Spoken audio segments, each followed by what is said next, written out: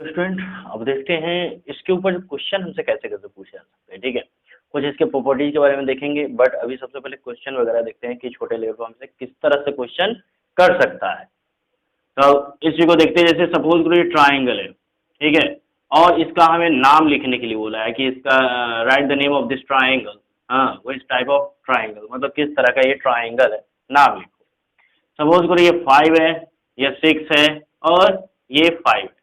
अब ये किस तरह के ट्राइंगल है, अब इसमें दो साइड इक्वल है, साइड के अकॉर्डिंग अगर हमें नाम लिखने के लिए बोला गया है तो हम नाम इसका क्या लिखेंगे, हाँ, आइसोसेलेस ट्राइंगल। ठीक है, आइसोसेलेस ट्राइंगल। और उसी तरह का ये हमें डिफरेंट ट्राइंगल दे दिया, इसका साइड्स 5 दे दिया, हाँ, इसका साइड्स 4 दे दिया, इसका साइड 3 दे दिया। तो ये कौन सा triangle, scalene triangle, scalene triangle. और इसी में अगर कोई ट्राइंगल हमें दे दिया कि इक्वल मेजर का, जैसे सपोज करो ये 9 है, 9 है, 9 है, तो ये ट्राइंगल का नाम हमें लिखना है, तो कौन सा ट्राइंगल है, इक्विलेटरल। ठीक है, इक्विलेटरल, इक्विलेटरल ट्राइंगल। ठीक है, अब ये तो हो गया साइड के बेस पे जो हमसे पूछा जाएगा तो हम बता देंगे। ठीक है, नेक्स्ट जो पूछा जाएगा वो एंगल के बेस पे अगर पूछा जाएगा हमसे, हाँ, तो यहाँ पर अगर सपोज करो 60 डिग्री है, यहाँ 80 डिग्री है, ठीक है, और यहाँ पर 40 डिग्री है। अब ये किस तरह का ट्राइंगल है एंगल के अकॉर्डिंग, नेक्स्ट ट्राइंगल एक लिखते हैं। अगर ये हमारा 70 है, हाँ, ये हमारा 50 है और ये हमारा 60 है, तो ये किस तरह का ट्राइंगल है। नेक्स्ट देखते हैं ट्राइंगल। अगर ये 110 है, हाँ, 110 है और ये जो है हमारा 30 है और ये हमारा 40 है, तो ये किस तरह का ट्राइंगल है। नेक्स्ट एक ट्राइंगल देखते हैं। ये जो है एक 90 डिग्री है, दूसरा 60 है और ये 30 है, तो ये किस तरह का ट्राइंगल। तो हम इसका नाम भी आसानी से लिख सकते हैं, बहुत इजी तरीके से लिख सकते हैं। पहले इसका एंगल हमने देखा कि सभी एंगल जो है लेस देन 90 डिग्री है, तो इसका मतलब ये क्या है, एक्यूट एंगल ट्राइंगल। तो इसका नाम हम लिख देंगे एक्यूट एंगल ट्राइंगल। ये भी हमारा एक्यूट एंगल ट्राइंगल, ये भी एक्यूट एंगल ट्राइंगल है क्योंकि इसमें सभी एंगल क्या है, लेस देन 90 डिग्री है। अब यहाँ पर वन एंगल 90 डिग्री है, ग्रेटर देन 90 डिग्री है, तो यहाँ पर ये क्या है, obtuse angle triangle, obtuse angle triangle. हाँ, यहाँ पर वन एंगल राइट एंगल है, 90 डिग्री है, ठीक है, ये 90 का सिंबल होता है, तो इसका मतलब ये कौन सा ट्राइंगल है, ये राइट एंगल ट्राइंगल। राइट का मतलब भी होता है 90, यानी कि समकोण हिंदी में बोलते हैं, राइट एंगल ट्राइंगल। बहुत इजी तरीके से हम लोगों ने इसका नाम लिख दिया। अब तो ये हो गया कि साइड के बेस पे पूछा तो हमने बता दिया, एंगल के बेस पे पूछा तो हमने बता दिया, बट साइड एंगल दोनों का मिला दिया जाए तो अब कैसे हम बताएंगे।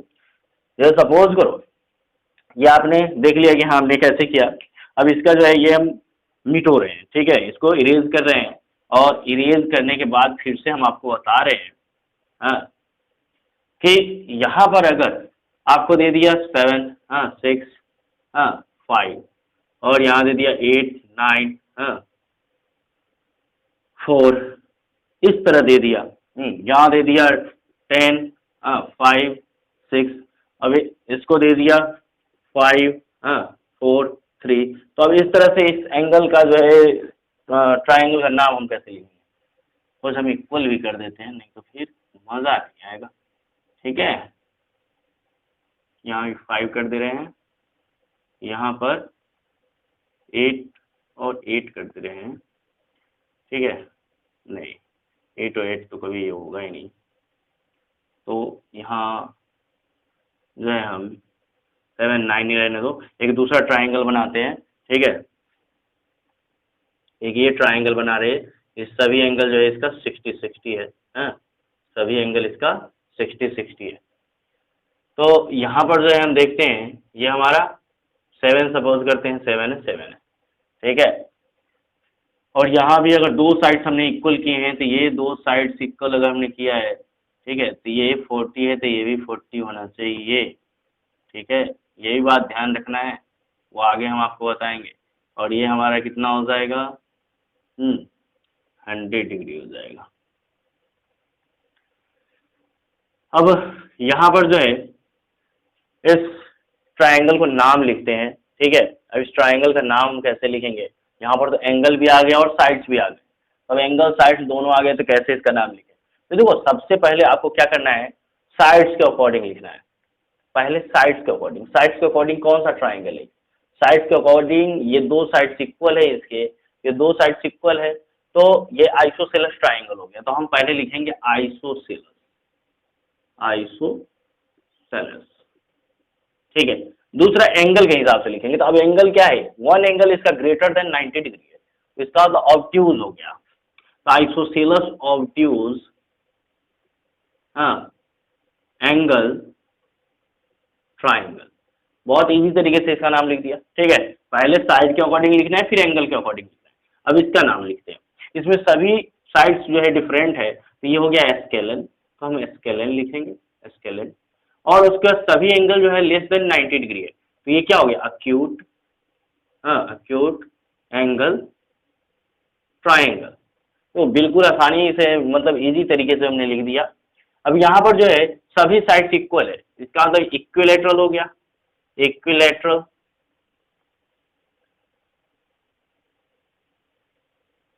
अब उसके बाद एंगल की बात करें तो सभी एंगल लेस देन 90 डिग्री है, तो ये हो गया एक्यूट, एक्यूट एंगल ट्राइंगल। अब यहाँ पर हमने इसका नाम लिख दिया इक्विलेटरल एक्यूट एंगल ट्राइंगल। अब इसका नाम लिखते हैं, तो इसमें देखते हैं साइड्स बिल्कुल डिफरेंट है, तो यहाँ पे स्केलन हो जाएगा, scalene. Next one angle greater than 90 degree है, तो ये हो जाएगा ऑब्ट्यूज, ऑब्ट्यूज उसका एंगल ट्राइंगल। फिर यहाँ देखते हैं ये सभी साइड डिफरेंट है, तो यहाँ पर क्या हो जाएगा, स्केलन, स्केलन। और इसमें वन एंगल 90 डिग्री है, तो इसका मतलब राइट हो गया, राइट एंगल ट्राइंगल। तो इस तरीके से आपको पूछ सकता है कि नाम लिखने के लिए आपको क्वेश्चन पूछ सकता है, right the name of this triangle, which type of triangle. तो साइड्स के अकॉर्डिंग, एंगल के अकॉर्डिंग लिखने के लिए बोल सकता है, हो सकता है साइड और एंगल दोनों के अकॉर्डिंग आपको लिखने के लिए बोल सकता है। तो किसी तरह का क्वेश्चन पूछा जा सकता है, तो आप इस तरह आसानी से बना सकते हो। हमने सभी टाइप के जो है नेम जो लिखे जा सकते हैं, पॉसिबिलिटी जितनी है सारे के सारे हमने बता दिए, आप इसको इजी से लिख सकते हो इसी तरीके। तो कुछ रूल्स देखते आगे ट्राइंगल के, ठीक है। ट्राइंगल का कुछ रूल होता है, ठीक है, जिसको हम देखते हैं अभी। देखो यहाँ पर अगर इसका नाम हम ए बी सी अगर लिखते हैं, तो ये angle A, angle B, angle C, ठीक है। अब यहाँ पर पहला रूल इसका ये हम लिखने जा रहे हैं, the sum of all interior, the sum of all interior angles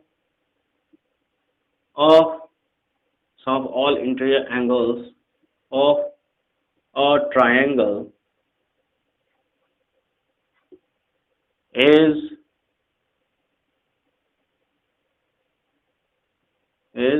180 degree. The sum of all interior angles of a triangle is 180 degree. इसका मतलब ये हो गया कि जितना भी एंगल होता है ट्राइंगल के, ये सभी एंगल का सम जो होता है कितना होता है, 180 डिग्री। अब यहाँ पर अगर हम बात करें रूल्स का, तो यहाँ पर हो गया A angle, angle B, angle C कितना हो गया, 180 डिग्री। ये रूल्स यहाँ से हमें मिला, ठीक है। और इस रूल्स से जो है बहुत सारे क्वेश्चन को भी सॉल्व कर सकते हैं, अगर इस बेस पे क्वेश्चन पूछा गया तो, ठीक है। जैसे सपोज करो हमें क्वेश्चन है कि पूछा जाएगा, ठीक है, ये दो एंगल हमें दे दिया जाएगा, जैसे सपोज करो ये 60 दे दिया और ये हमें 65 दे दिया, तो हमें ये एंगल पूछा जा सकता है, ये कितना एंगल होगा। तो हम क्या करेंगे, इस रूल्स को फॉलो करेंगे। तो यहाँ पर अगर इस एंगल को हम x मान लेते हैं, ठीक है, तो x plus 60 degree plus 65 degree equal to कितना होगा, 180 डिग्री। हमने सभी एंगल को सम कर लिया, 180 के इक्वल होगा। अब यहाँ पर क्या हो जाएगा, x प्लस कितना हो जाएगा, ये x प्लस 125 डिग्री हो गया इक्वल टू 180 डिग्री। और यहाँ से x इक्वल टू क्या होगा, side change, sign change, 180 minus 125, तो यहाँ x इक्वल टू कितना हो गया, 55 डिग्री। क्लियर है स्टूडेंट। यहाँ पर इस तरह से क्वेश्चन पूछा जा सकता है। जैसे सपोज करो हमें एक और क्वेश्चन पूछा जा सकता है, जैसे यहाँ दो एंगल इक्वल है इसके, ये बता दिया हमें, और ये एंगल जो है मान लो 70 डिग्री है, ये दोनों एंगल कितने कितने ये हमसे पूछा जा सकता है। तो हम क्या करेंगे, तीनों एंगल को सम करेंगे, x प्लस 70 हाँ इक्वल टू 180 डिग्री। और यहाँ पर से 2x इक्वल टू कितना, 2x प्लस कितना होगा 70 डिग्री इक्वल टू 180 डिग्री।